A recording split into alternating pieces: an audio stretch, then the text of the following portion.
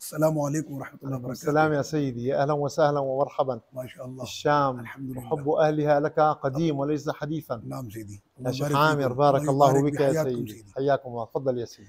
سيدي، كما أنتم شاركتم في مؤتمر الشيخ الإمام المجدد إمام أحمد رضا خان رضي نعم، الله عنه، الآن يوجد عندي سؤال تفضل. عن حفيد الشيخ. حفيد الشيخ وهو يقول بمثل هذا القول في بيت من المديح النبي صلى الله عليه وسلم: خلقتك خلقت العالمين أو خلقت الدنيا لأجلك، يعني أجل رسول الله صلى الله عليه وسلم. خلقت الدنيا لأجلك وخلقتك لأجلي.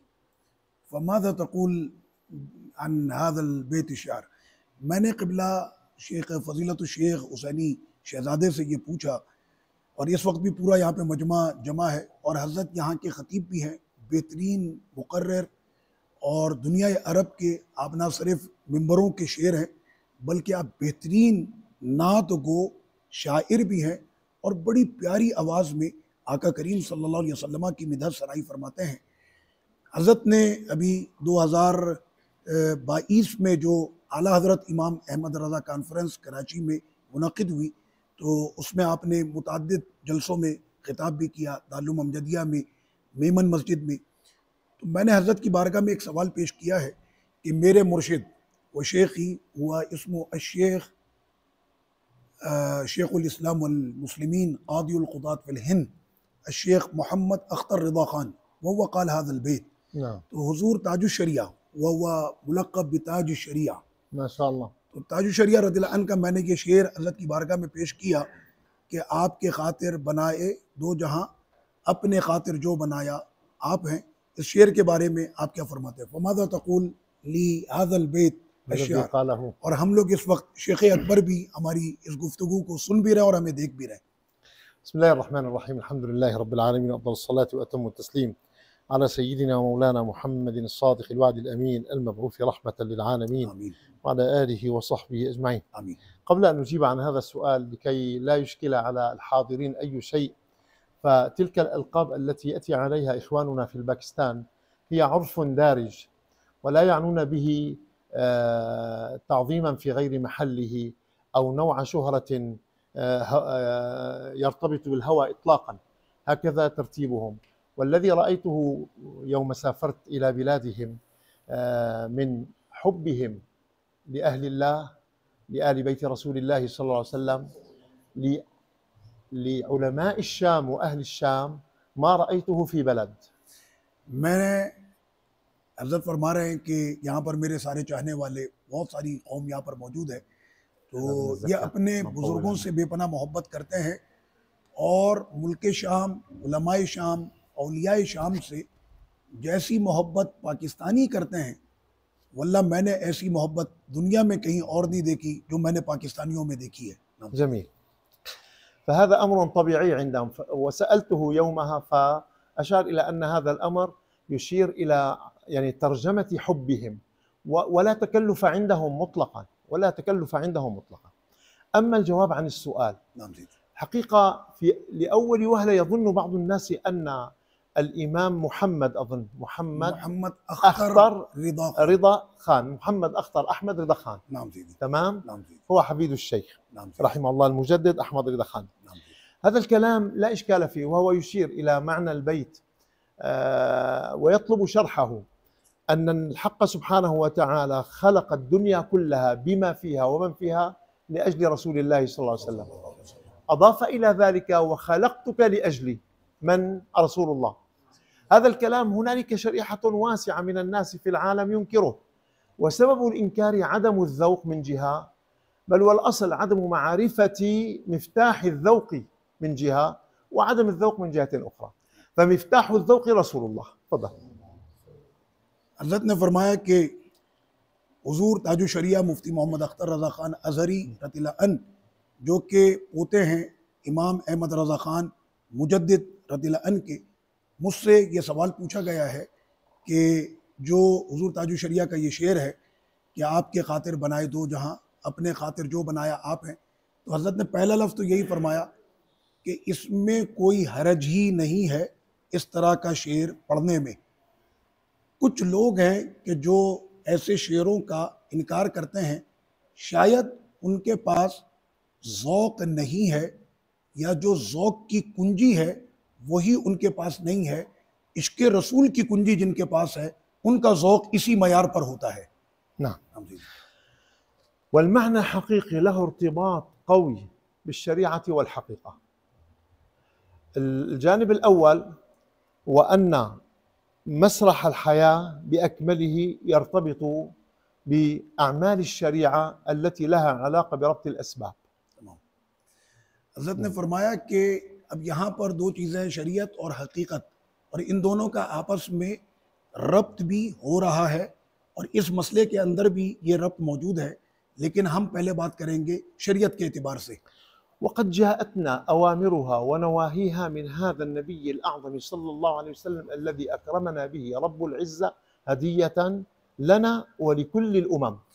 तो हमारे पास आका करीम सल्लल्लाहु अलैहि वसल्लम के दरबार आली से करने के अहकाम और ना करने के अहकाम वो हमें मिले हैं, और तमाम अहकाम मिलते ही हैं दरबार रसूल सल्लल्लाहु अलैहि वसल्लम से कि अल्लाह ने हमें ये इज़्ज़त बख्शी है प्यारे मुस्तफ़ा करीम आका सल्लल्लाहु अलैहि वसल्लम से कि अपना महबूब भी अता किया और उनकी प्यारी शरीयत मुताहरा भी हमको अता फरमाई।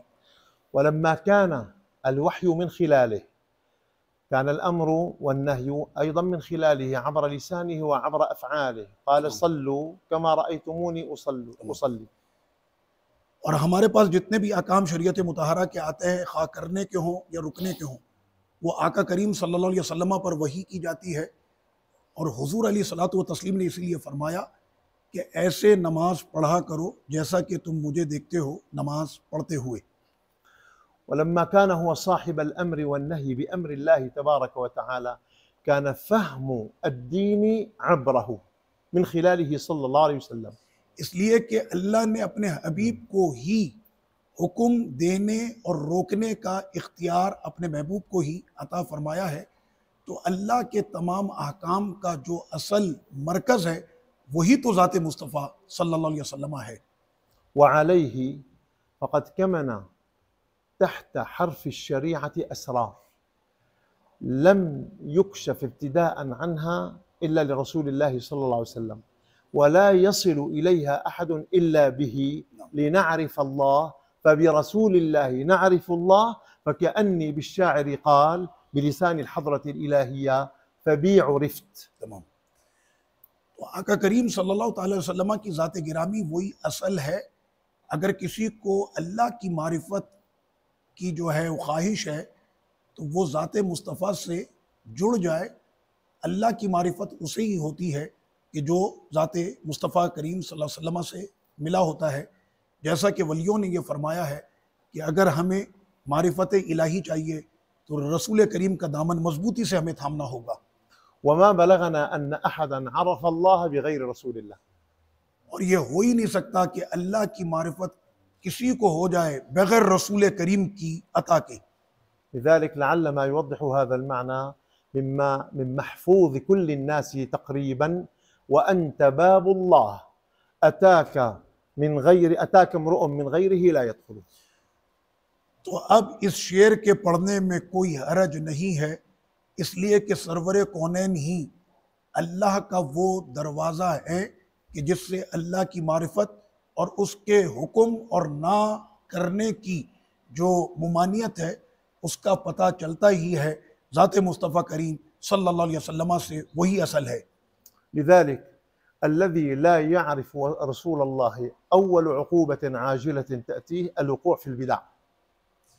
और अगर जिसको आका करीम सल्लल्लाहु अलैहि वसल्लम की असल हकीकत का इल्म ही ना हो, तो वो इस बिदत में या इसको बिदत कहकर वो इस मर्ज में मुब्तला हो जाएगा। من هنا خلقتك لأجلي فبك يعرفني الناस. अब हज़रत ने फरमाया कि अपने खातिर जो बनाया आप हैं, इसका मतलब यह है कि महबूब पूरा जहां मेरी मारिफत हासिल करेगा सबब आप ही होंगे। وقد أحب الله أن نعرفه فأحب أن نعرفه بأحب خلقه إليه. कैफ सैदी أحب الله أن نعرفه नाम तमाम। अल्लाह ताला को ये पसंद है कि हम उसके महबूब की मार्फत हासिल करें, فأحب أن نعرفه بأحب خلقه إليه। तो हम पर लाजिम है कि हम सरवर कौनैन सल्लल्लाहु अलैहि वसल्लम की मारिफत सबसे ज़्यादा हासिल करें उसकी तमाम मखलूक में। والدليل يحفظه حتى المنكرون، بعثت رحمة مهداة فهو هدية رب العالمين للعالمين فكيف ندخل إلى الله بغيره। और इस हदीस को याद कर लो, आका करीम सल्लल्लाहु अलैहि वसल्लम ने इरशाद फरमाया, मुझको भेजा गया है रहमत बनाकर हदिये के तौर पर पूरे जहां के लिए, तो इस हदिये के बगैर कोई भी ज़ाते इलाही तक नहीं पहुंच सकता। تمام صلى الله على سيدنا محمد यानी बिहादल बेत ला इश्काल फी अबदन إطلاقا इतलाक। ولا يشكل إلا على من लम يعرف الله أصلا ولم يعرف من هو रसूल मैंने الله। फिर हजरत से ये अर्ज की कि हजरत इस शेर में कोई हरज तो नहीं। हजरत ने फरमाया हरज उसी को होगा जिसको हकीकत में अल्लाह की मारिफत ही नहीं होगी। सैयदना फी सवाल لذلك ما- البيت معنى الذي ذكرنا بيت الشعر فيه وأنت باب الله أي امرئ أتاك من غيره لا يدخله। इसी वजह से ये शेर हमारे अरब में कहा जाता है कि ज़ाते मुस्तफ़ा करीम सल्लल्लाहु अलैहि वसल्लम ही वो दरवाज़ा है कि जहाँ से रब की हकीकत और मारिफत की जो है नेमत मिलती है। अगर कोई ये समझे कि ज़ाते मुस्तफ़ा को छोड़कर कहीं और से मारिफत इलाही मिल जाएगी, तो ऐसा नामुमकिन है, ये हो ही नहीं सकता।